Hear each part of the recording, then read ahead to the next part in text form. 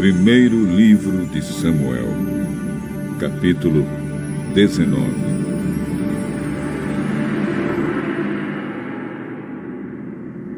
Saul contou ao seu filho Jonatas e a todos os seus oficiais que ele planejava matar Davi. Mas Jonatas era muito amigo de Davi e por isso lhe disse: O meu pai está planejando matar você. Amanhã cedo tenha cuidado e esconda-se em algum lugar secreto. E fique lá. Eu vou esperar pelo meu pai no campo em que você estiver escondido. E vou falar com ele a seu respeito. Se descobrir alguma coisa, eu aviso você.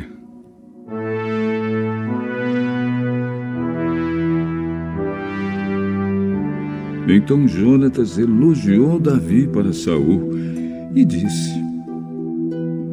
Meu pai, não faça nenhum mal ao seu servidor Davi, pois ele nunca lhe fez nenhum mal.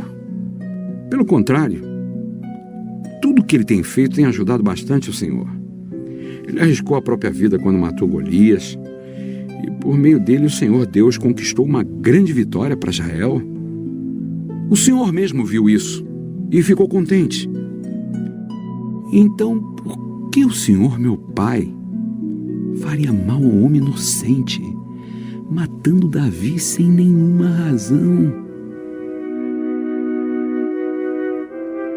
Saul atendeu o pedido de Jonatas e jurou em nome do Senhor, o Deus vivo, que Davi não seria morto. Então Jonatas chamou Davi e lhe contou tudo. Aí o levou a Saul e Davi continuou a servir o rei como antes.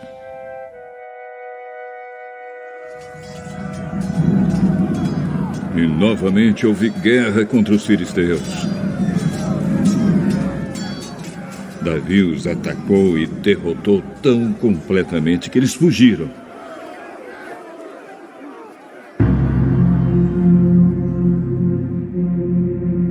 Um dia, um espírito mau mandado pelo Senhor dominou Saul.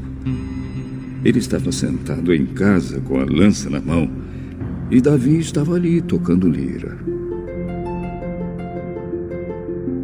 Saul tentou espetar Davi na parede com a sua lança, mas ele se desviou e a lança ficou fincada na parede. Então Davi correu e escapou. Naquela mesma noite, Saul mandou alguns homens vigiarem a casa de Davi para o matarem na manhã seguinte. Mical, a mulher de Davi, o avisou: Se você não fugir esta noite, amanhã estará morto. Aí ela desceu Davi por uma janela. E ele correu e escapou.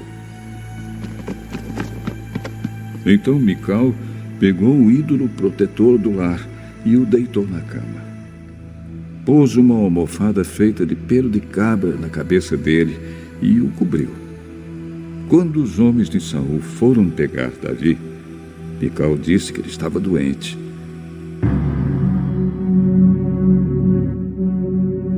Mas Saul mandou que voltassem lá e que eles mesmos vissem Davi. Tragam Davi aqui, na sua cama, e eu o matarei. Eles entraram e acharam o ídolo do lar na cama e a almofada de pelo de cabra na cabeça dele.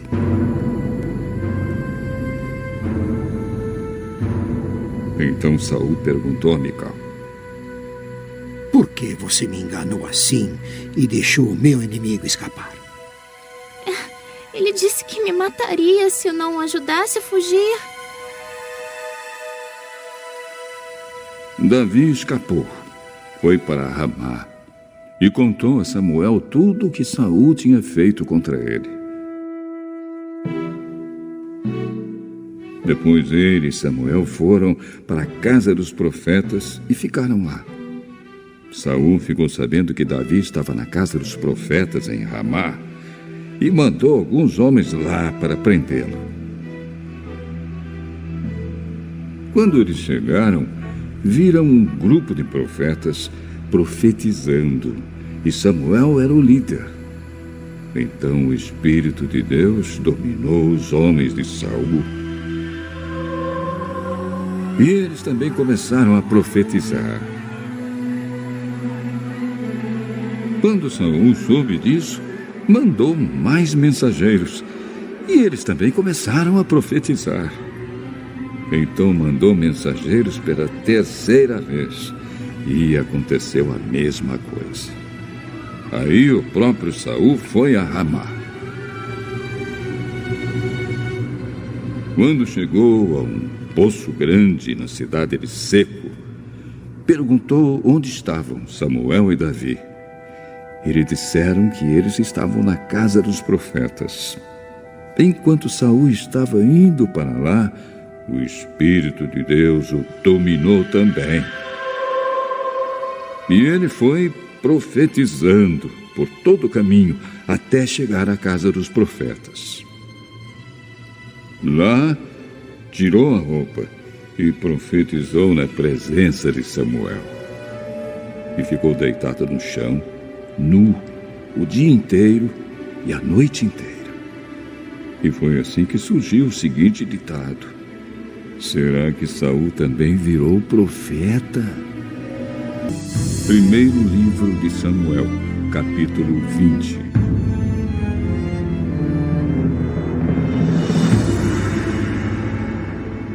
Então Davi fugiu da casa dos profetas em Ramá. Foi até o lugar onde Jonatas estava e disse: o que foi que eu fiz? Qual foi o meu crime? Que mal fiz eu ao seu pai para ele querer me matar? Que Deus não permita que você morra. Meu pai me conta tudo o que faz, seja importante ou não. Ele não esconderia isso de mim. Isso não é bem assim. O seu pai sabe muito bem o quanto você gosta de mim.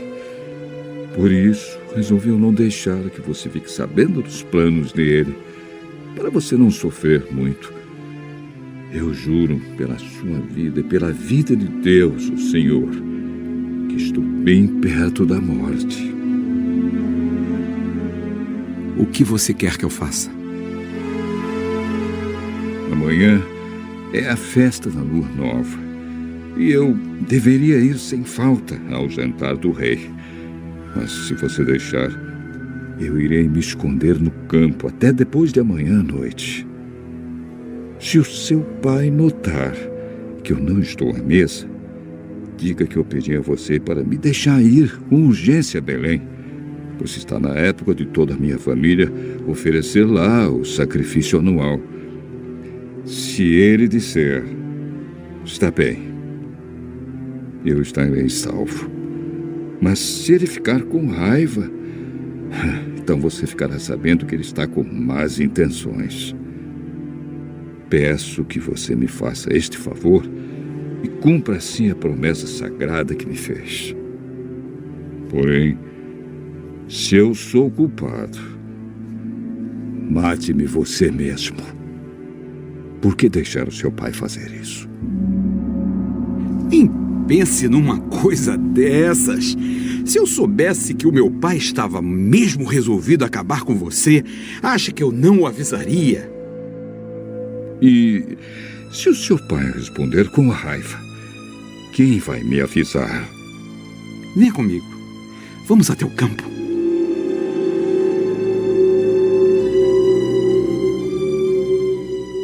Eles foram, e Jonatas disse a Davi: que o Senhor, o Deus de Israel, seja nossa testemunha.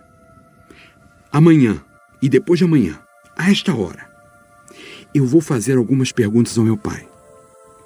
Se a intenção dele para com você for boa, eu lhe mandarei dizer.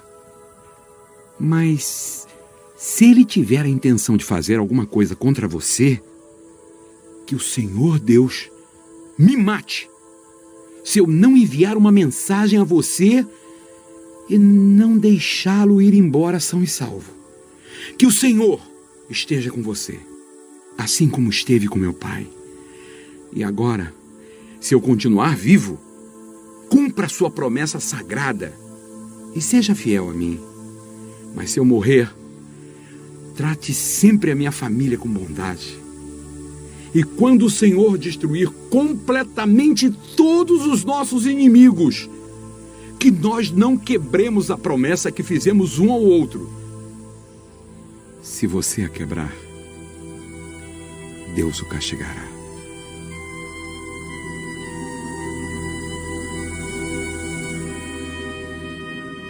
Novamente, Jonatas fez um juramento de amizade a Davi, pois ele amava Davi como a si mesmo. E disse a Davi: Amanhã é a festa da lua nova. E se você não estiver lá, a sua falta será notada. Depois de amanhã, a sua falta será notada ainda mais. Assim, vá para o lugar onde você se escondeu da outra vez e fique atrás do monte de pedras que há ali. Então eu atirarei 3 flechas, como se o monte de pedras fosse um alvo. Aí direi ao meu empregado para ir buscá-las. Se eu disser a ele: olhe, as flechas estão para cá de você, pegue-as. Isso quer dizer que tudo está bem e você pode sair. Eu juro por Deus, o Senhor, que nesse caso você não estará em perigo. Mas se disser a ele: as flechas estão mais para lá de você, então fuja, pois o Senhor estará mandando que você vá. Quanto à promessa que fizemos um ao outro, o Senhor Deus nos ajudará a cumpri-la para sempre. Então Davi se escondeu no campo.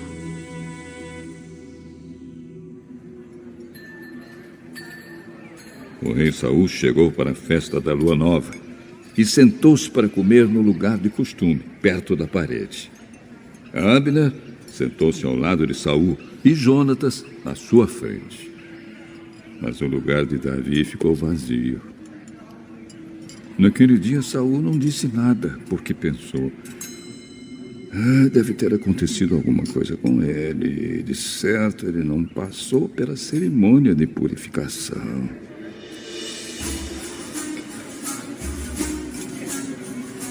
No dia seguinte, o segundo dia da festa da lua nova, o lugar de Davi continuava desocupado.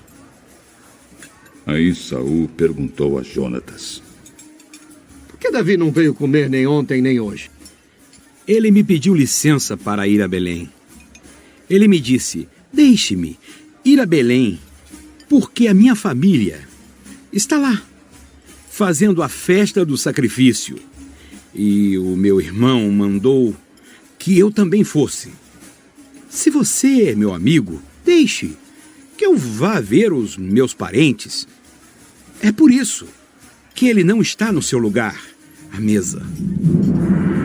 Seu filho de uma mulher à toa. Agora eu sei que você passou para o lado de Davi, trazendo desonra para você e para a sua mãe. Enquanto Davi for vivo, você não será rei deste país. Vá agora e traga-o aqui, porque é preciso que ele morra! Por que é que ele deve morrer? O que foi que ele fez? Então Saul atirou a sua lança contra Jonatas para matá-lo. E assim Jonatas compreendeu que o seu pai estava mesmo resolvido a matar Davi. Jonatas levantou-se furioso na mesa e não comeu nada naquele dia, o segundo dia da festa da lua nova. Ele estava muito sentido, porque Saul tinha insultado Davi.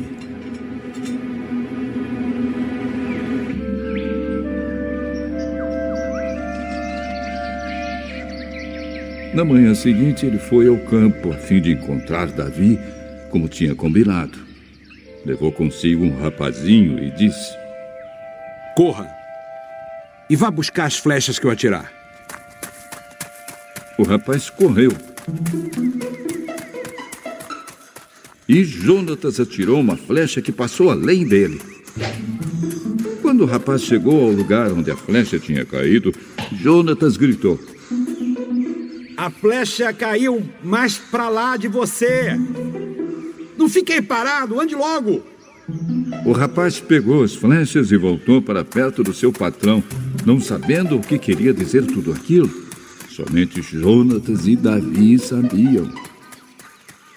Aí Jonatas entregou suas armas ao rapaz e mandou que as levasse de volta para a cidade. Depois que o rapaz foi embora, Davi saiu de trás do monte de pedras. Jogou-se no chão e encostou o rosto na terra 3 vezes. Então eles se beijaram chorando. E a tristeza de Davi era maior do que a de Jonatas. Aí Jonatas disse a Davi: Deus esteja com você. O Senhor Deus fará com que você e eu e os seus descendentes e os meus cumpramos sempre a promessa sagrada que nós fizemos um ao outro. Então Davi partiu e Jonatas voltou para a cidade. Leitura complementar. Patriarcas e Profetas. Capítulo 64. A fuga de Davi. Depois de matar Golias, Saul conservou Davi consigo e não permitiu que voltasse à casa de seu pai. E aconteceu que a alma de Jonatas se ligou com a alma de Davi, e Jonatas o amou, como a sua própria alma.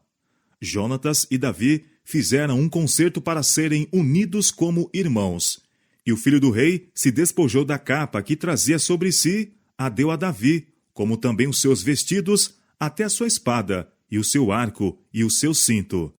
A Davi foram confiadas importantes responsabilidades. Todavia, ele conservou sua modéstia e ganhou a afeição do povo, bem como da casa real.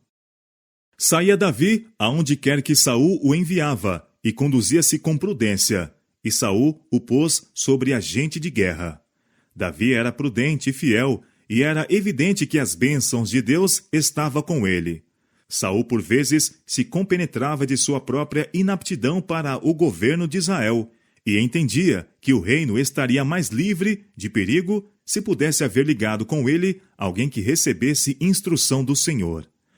Saul esperava também que sua associação com Davi fosse uma salvaguarda para si mesmo.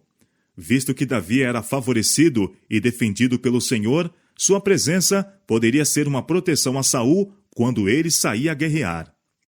Foi a providência de Deus que ligou Davi a Saul. O cargo de Davi na corte dar-lhe-ia o conhecimento dos negócios desta, em seu preparo para sua futura grandeza. Habitá-lo-ia a captar a confiança da nação. As vicissitudes e agruras que lhe ocorreram, em virtude da inimizade de Saul, levá-lo-ia a sentir sua dependência de Deus e a depositar nele toda a sua confiança. E a amizade de Jonatas por Davi era também da providência de Deus, a fim de preservar a vida do futuro governante de Israel. Em todas estas coisas, Deus estava levando a efeito seus propósitos de graça, tanto em favor de Davi como do povo de Israel. Saul, entretanto, não permaneceu muito tempo amigo de Davi. Quando Saul e Davi voltavam da batalha aos filisteus, as mulheres de todas as cidades de Israel saíram ao encontro do rei Saul cantando e dançando, com adufes, com alegria e com instrumentos de música. Um grupo cantava: Saul feriu seus milhares, enquanto o outro grupo apanhava o estribilho e respondia: porém Davi, os seus 10 milhares. O demônio da inveja entrou no coração do rei. ficou irado porque Davi era mais exaltado que ele no cântico das mulheres de Israel.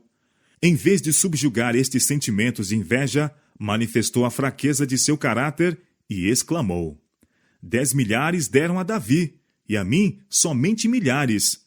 Na verdade, que lhe falta, senão só o reino? Um grande defeito no caráter de Saul era seu amor à aprovação. Esta característica tivera uma influência preponderante em suas ações e pensamentos. Tudo se assinalava pelo seu desejo de louvor e exaltação própria. Sua norma para o que era reto e aquilo que não era consistia no baixo padrão do aplauso popular. A pessoa que vive para agradar aos homens e não procura primeiramente a aprovação de Deus não está livre de perigo. Era a aspiração de Saul ser o primeiro na estima dos homens, e quando foi entoado este cântico de louvor, uma firme convicção entrou no espírito do rei, de que Davi ganharia o coração do povo e reinaria em seu lugar. Saul abriu o coração ao espírito de inveja, de que sua alma estava envenenada.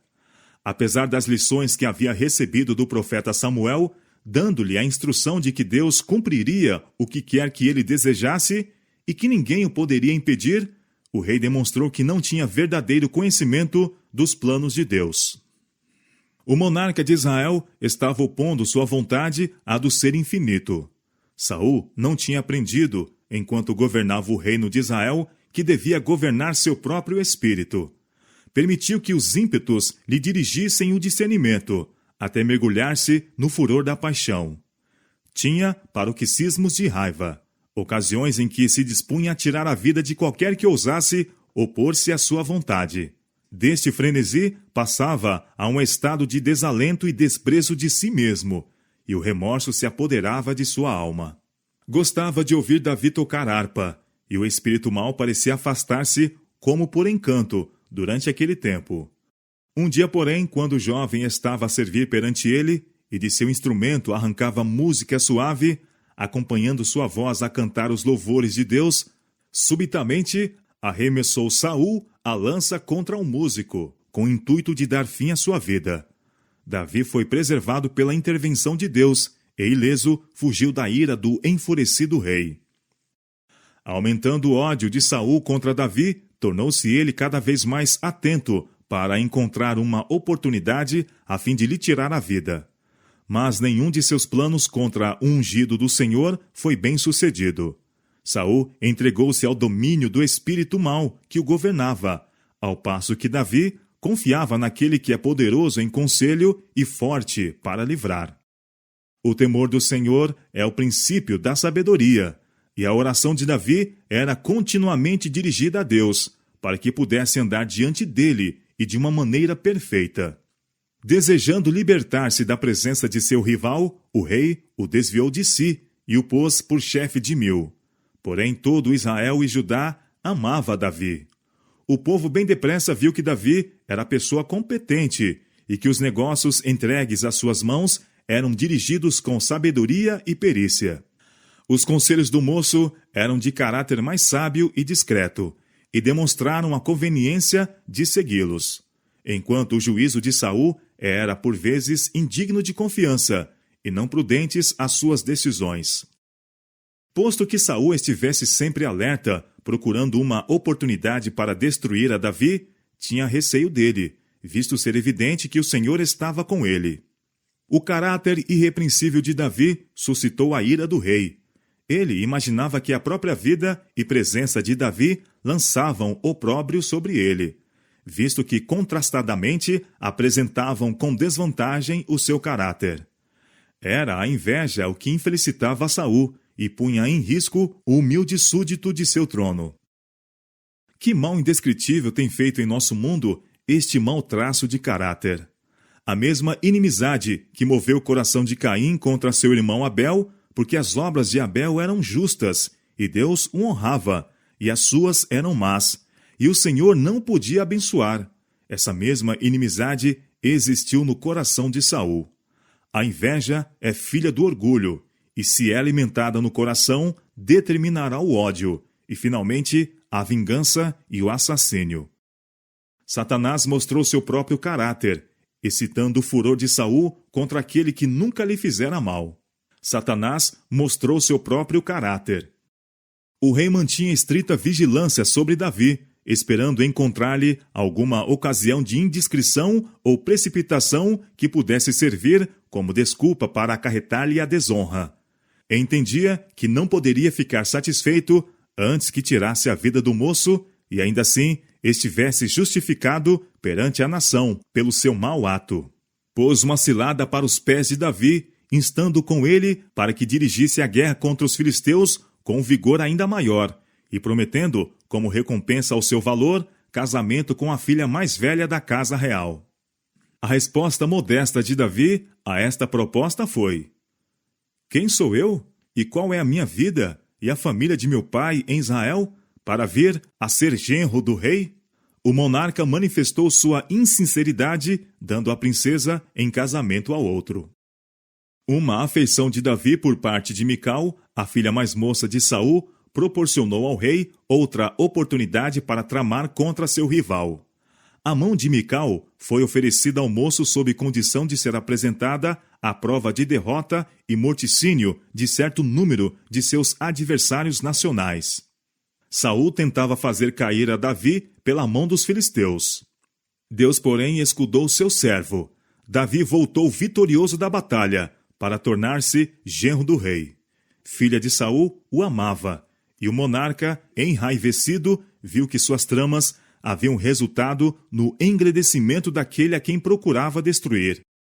Estava ainda mais certo de que este era o homem que o Senhor dissera ser melhor do que ele, e que reinaria no trono de Israel em seu lugar. Arremessando de si todo o disfarce, expediu uma ordem a Jonatas e aos oficiais da corte para tirarem a vida daquele a quem odiava. Jonatas revelou a intenção do rei a Davi e mandou-o que se escondesse, enquanto ele pleitearia com seu pai a fim de poupar a vida do libertador de Israel. Expôs ao rei o que Davi tinha feito para preservar a honra e mesmo a vida da nação, e que terrível crime repousaria sobre o assassino daquele que Deus usara para dispersar seus inimigos. Comoveu-se a consciência do rei, e abrandou-se-lhe o coração, e jurou Saul: Vive o Senhor que não morrerá. Davi foi trazido a Saul, e servia em sua presença, como havia feito anteriormente. De novo foi declarada a guerra entre os israelitas e os filisteus, e Davi conduziu o exército contra os inimigos. Uma grande vitória foi ganha pelos hebreus, e o povo do reino louvou sua sabedoria e heroísmo. Isto serviu para instigar a anterior animosidade de Saul contra ele. Enquanto o moço tocava perante o rei, enchendo o palácio de suave harmonia, a paixão de Saul venceu-o, e ele arremessou um dardo contra Davi, julgando pregar o músico na parede. Mas o anjo do Senhor desviou a arma mortífera. Davi escapou e fugiu para sua casa. Saul mandou espias para que o prendessem, quando saísse pela manhã, e dessem fim à sua vida. Mical informou Davi do intuito de seu pai, insistiu com ele para que fugisse para salvar a vida, e desceu pela janela, possibilitando-lhe assim escapar. Ele fugiu a Samuel em Ramá, e o profeta, sem temer o desagrado do rei, recebeu com satisfação o fugitivo. O lar de Samuel era um lugar pacífico, em contraste com o palácio real. Foi ali, entre as colinas, que um honrado servo do Senhor continuou sua obra. Um grupo de videntes estava com ele e estudavam minuciosamente a vontade de Deus, escutando com reverência as palavras de instrução que caíam dos lábios de Samuel. Preciosas foram as lições que Davi aprendeu do mestre de Israel. Davi acreditava que as tropas de Saul não receberiam ordem para invadir aquele local sagrado. Mas lugar algum parecia sagrado à mente entenebrecida do desesperado rei. A ligação de Davi com Samuel suscitou o ciúme do rei, com o receio de que aquele que era por todo Israel reverenciado como profeta de Deus emprestasse sua influência para a ascensão do rival de Saul. Quando o rei soube onde Davi se achava, enviou oficiais para o trazerem a Gibeá, onde tencionava executar seu intuito assassino. Os mensageiros partiram, decididos a tirarem a vida a Davi, Mas alguém, que era maior do que Saul, dirigiu-os. Encontraram-se com anjos invisíveis, como se deu com Balaão, quando estava a caminho para amaldiçoar Israel. Começaram a proferir dizeres proféticos sobre o que ocorreria no futuro, e proclamavam a glória e majestade de Jeová. Assim Deus governou a ira do homem em prol de seus intuitos, e manifestou seu poder para restringir o mal, enquanto entrincheirou seu servo com uma guarda de anjos. A notícia chegou a Saul enquanto avidamente esperava ter Davi em seu poder. Mas, em vez de sentir a repreensão de Deus, ficou ainda mais exasperado e enviou outros mensageiros. Estes também foram superados pelo Espírito de Deus e uniram-se aos primeiros a profetizar. Terceira embaixada foi enviada pelo rei, mas, quando chegaram aos profetas, a influência divina caiu sobre eles também e profetizaram. Saul então resolveu ir ele próprio, pois que sua atroz inimizade se tornara ingovernável. Decidiu-se a não esperar outra oportunidade para matar a Davi. Logo que ele estivesse ao seu alcance, tencionava matá-lo com sua própria mão, quaisquer que fossem as consequências.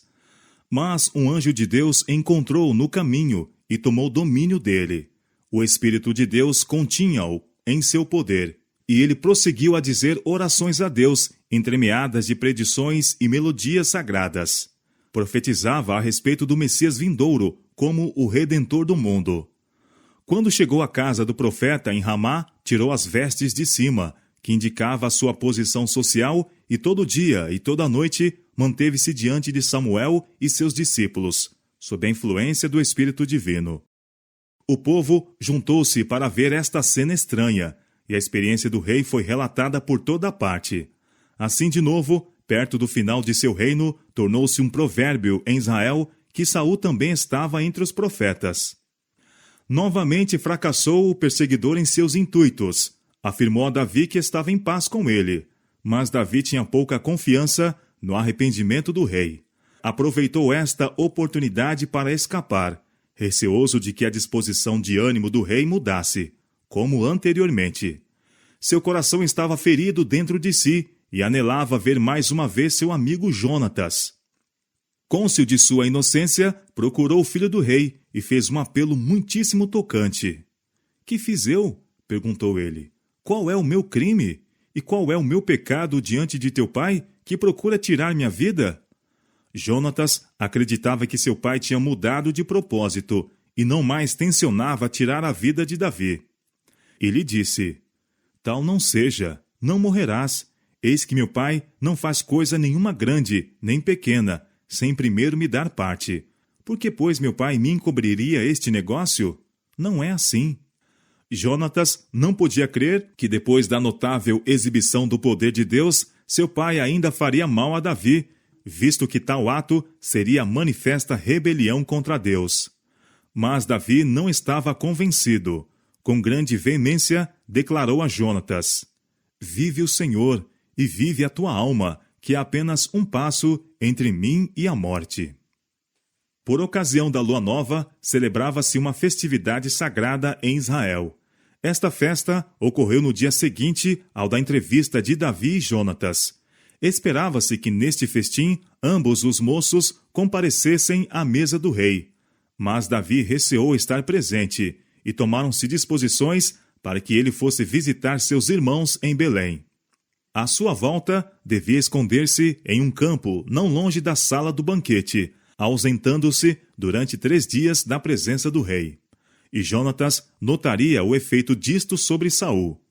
Se este perguntasse sobre o paradeiro do filho de Jessé, Jonatas devia dizer que ele tinha ido à sua casa, a fim de assistir ao sacrifício oferecido pela casa de seu pai. Se nenhuma demonstração de ira fosse dada pelo rei, mas respondesse ele: Está bem. Não haveria perigo a Davi em voltar à corte. Mas se ficasse irado com sua ausência, isto resolveria a questão da fuga de Davi. No primeiro dia da festa, o rei não fez pergunta alguma quanto à ausência de Davi. Mas, quando seu lugar se achou vago no segundo dia, perguntou: Por que não veio o filho de Jessé, nem ontem, nem hoje, a comer pão? E respondeu Jonatas a Saul: Davi me pediu encarecidamente que o deixasse ir a Belém, dizendo: Peço-te que me deixes ir, porquanto a nossa linhagem tem um sacrifício na cidade, e meu irmão mesmo me mandou ir. Se, pois, agora tenho achado graça em teus olhos, peço-te que me deixes partir, para que veja meus irmãos. Por isso, não veio à mesa do rei. Quando Saul ouviu estas palavras, sua ira foi indomável. Declarou que, enquanto Davi vivesse, Jonatas não poderia subir ao trono de Israel, e exigiu que imediatamente se mandasse buscar a Davi, a fim de que fosse morto. Jonatas, de novo, intercedeu por seu amigo, rogando: Por que há ele de morrer? Que tem feito? Este apelo ao rei apenas o tornou mais satânico em seu furor, e a lança que ele destinava a Davi arremessou-a contra seu filho. O príncipe ficou magoado e indignado, e deixando a presença do rei, não mais foi conviva no festim. Sua alma estava abatida de tristeza, quando, na ocasião aprazada, compareceu ao local em que Davi saberia das intenções do rei em relação a ele. Caíram ao pescoço um do outro e choraram amarguradamente.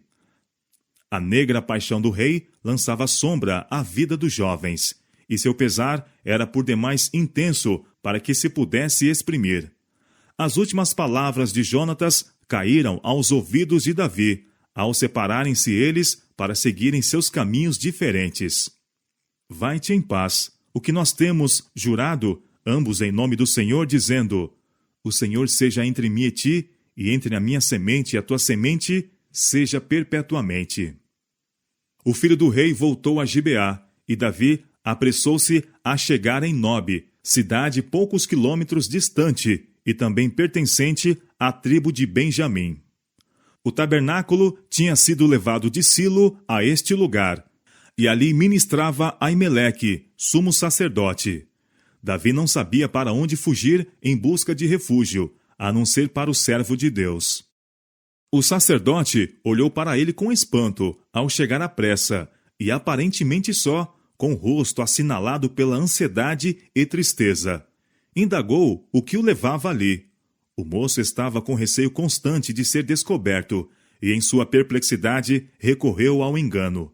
Davi disse ao sacerdote que fora enviado pelo rei com uma incumbência secreta, a qual exigia a máxima diligência. Nisto, manifestou falta de fé em Deus, e seu pecado resultou em ocasionar a morte do sumo sacerdote. Tivesse declarado plenamente os fatos, e teria Aimeleque sabido o que fazer para lhe preservar a vida. Deus exige que a veracidade distinga seu povo, mesmo no maior perigo. Davi pediu ao sacerdote 5 pães. Nada havia, senão pão consagrado em poder do homem de Deus. Mas Davi conseguiu remover seus escrúpulos e obteve os pães para matar a fome. Um novo perigo apresentava-se agora. Doeg, o principal dos pastores de Saul, que professava a fé dos hebreus, estava agora a pagar seus votos no lugar do culto. À vista deste homem, Davi resolveu arranjar à pressa outro lugar de refúgio e obter alguma arma com que defender-se, caso se tornasse necessária a defesa. Pediu a Aimeleque uma espada, e foi-lhe dito não ter ele nenhuma, a não ser a de Golias, a qual fora guardada como uma relíquia no tabernáculo. Davi respondeu: Não há outra semelhante, dá-ma. Sua coragem reviveu quando tomou a espada que uma ocasião usara para destruir o campeão dos filisteus. Davi fugiu para Aquis, rei de Gate, pois achava que havia mais segurança no meio dos inimigos de seu povo do que nos domínios de Saul. Mas referiu-se a Aquis que Davi era o homem que matara o campeão filisteu anos antes, e agora aquele que procurara refúgio entre os adversários de Israel achou-se em grande perigo. Fingindo, porém, loucura, enganou seus inimigos e assim escapou. O primeiro erro de Davi foi sua falta de confiança em Deus em Nobe, e o segundo seu engano diante de Aquis. Davi havia ostentado nobres traços de caráter, e seu valor moral conquistara-lhe favor entre o povo. Mas quando lhe sobreveio a provação, sua fé se abalou, e apareceu a fraqueza humana. via em cada homem um espião e traidor. Em uma difícil emergência, Davi olhara a Deus com os olhos perseverantes da fé e vencera o gigante filisteu. Acreditava em Deus e avançou em seu nome, mas, ao ser acossado e perseguido, a perplexidade e angústia quase lhe escondera da vista o Pai Celestial. Contudo, esta experiência estava servindo para ensinar sabedoria a Davi, pois levava-o a compenetrar-se de sua fraqueza e da necessidade de constante dependência de Deus. Oh, quão preciosa é a doce influência do Espírito de Deus, vindo ela às almas deprimidas e desesperançadas, encorajando os desfalecidos, fortalecendo os fracos e comunicando coragem e auxílio aos provados servos do Senhor. Oh, que Deus é o nosso Deus, o qual trata mansamente com os que erram e manifesta sua paciência e ternura na adversidade, e quando somos vencidos por alguma tristeza. Todo fracasso por parte dos filhos de Deus é devido à sua falta de fé. Quando sombras rodeiam a alma, quando precisamos de luz e guia, devemos olhar para cima. A luz além das trevas. Davi não devia ter perdido a confiança em Deus por um momento sequer. Tinha motivos para confiar nele. Era o ungido do Senhor, e em meio de perigo havia sido protegido pelos anjos de Deus. Fora armado de coragem para fazer coisas maravilhosas. E se tão somente afastasse seu espírito da situação angustiosa em que se achava colocado, se tivesse a lembrança do poder e majestade de Deus, teria estado em paz mesmo em meio das sombras da morte. Podia em confiança ter repetido a promessa do Senhor. As montanhas se desviarão e os outeiros tremerão, mas a minha benignidade não se desviará de ti, e o conserto da minha paz não mudará. Isaías capítulo 54, verso 10. Entre as montanhas de Judá, procurou Davi refúgio da perseguição de Saul. Escapou para a caverna de Adulão, lugar este que, com uma pequena força, poderia ser mantido contra um grande exército. E ouviram-no seus irmãos e toda a casa de seu pai, e desceram ali para ele. A família de Davi não podia considerar-se livre de perigo, sabendo que em qualquer ocasião as desarroadas suspeitas de Saul poderiam dirigir-se contra eles por causa de sua relação com Davi. Tinham agora sabido, o que aliás estava sendo geralmente conhecido em Israel, que Deus escolhera Davi para futuro governante de seu povo, e acreditavam que com ele estariam mais livres de perigo, embora fosse um fugitivo numa solitária caverna, do que poderiam estar enquanto expostos à fúria doida de um rei invejoso. Na caverna de Adulão, a família estava unida em simpatia e afeto. O filho de Jessé tangia a harpa e cantava melodiosamente. Oh, quão bom e quão suave é que os irmãos vivam em união! Salmo, capítulo 133, verso 1. Ele tinha provado o amargor da desconfiança por parte de seus próprios irmãos, e a harmonia que tomara o lugar da discórdia trouxe alegria ao coração do exilado. Foi ali que Davi compôs o Salmo 57. Não demorou muito tempo que ao grupo de Davi se juntassem outras pessoas que desejavam escapar das exações do rei. Havia muitos que tinham perdido a confiança no governante de Israel, pois podiam ver que não mais era ele guiado pelo Espírito do Senhor. Todo homem que se achava em aperto, e todo homem endividado, e todo homem de espírito desgostoso, recorreu a Davi. E ele se fez chefe deles, e eram com ele uns 400 homens. Ali tinha Davi um pequeno reino, que lhe era próprio, e neste prevaleciam a ordem e a disciplina. Mas mesmo em seu retiro nas montanhas, estava longe de se sentir livre de perigo, pois que recebia prova contínua de que o rei não havia abandonado seus propósitos homicidas. Encontrou um refúgio para seus pais junto ao rei de Moabe, e então, advertido de perigo por um profeta do Senhor, fugiu de seu esconderijo para o bosque de Herete. A experiência por que Davi estava a passar não era desnecessária ou infrutífera. Deus estava a proporcionar-lhe um curso disciplinar que o habilitaria a tornar-se um sábio general, bem como um rei justo e misericordioso. Com seu grupo de fugitivos, estava a adquirir preparo para assumir a obra que Saul, por ocasião de sua paixão assassina e cega indiscrição, estava se tornando inteiramente inapto a fazer. Os homens não podem afastar-se do conselho de Deus e conservarem ainda aquela calma e sabedoria que os habilitarão a agirem com justiça e discrição. Não há loucura tão terrível, tão sem esperanças, como a de seguir a sabedoria humana, sem a guia da sabedoria de Deus. Saul estivera preparando-se para armar cilada a Davi e capturá-lo na caverna de Adulão, e quando foi descoberto que Davi havia deixado aquele lugar de refúgio, o rei ficou grandemente irado. A fuga de Davi era um mistério para Saul. Podia explicá-lo apenas pela crença de que tinha havido traidores no seu acampamento, os quais informaram o filho de Jessé quanto à sua aproximação e intuitos. Afirmou a seus conselheiros que uma conspiração se formara contra ele, e com oferecimento de ricos presentes e cargos de honra, subornou-os para que revelassem a pessoa que entre seu povo favorecia a Davi. Doeg, o idumeu, fez-se informante. Movido pela ambição e cobiça, bem como pelo seu ódio ao sacerdote, que havia reprovado seus pecados, relatou Doeg a visita de Davi a Aimeleque, apresentando isto sob uma luz tal que acendeu a ira de Saul contra o homem de Deus. As palavras daquela língua perniciosa, postas sobre o fogo do inferno, instigaram as piores paixões no coração de Saul. Enlouquecido de raiva, declarou que a família toda do sacerdote pereceria. E o terrível decreto foi executado. Não somente Aimeleque, mas os membros da casa de seu pai, 85 homens que vestiam o éfode de linho, foram mortos por ordem do rei pela mão assassina de Doeg.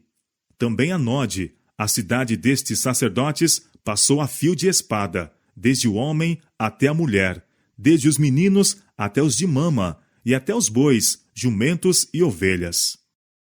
Isto foi o que Saul pôde fazer sob o domínio de Satanás.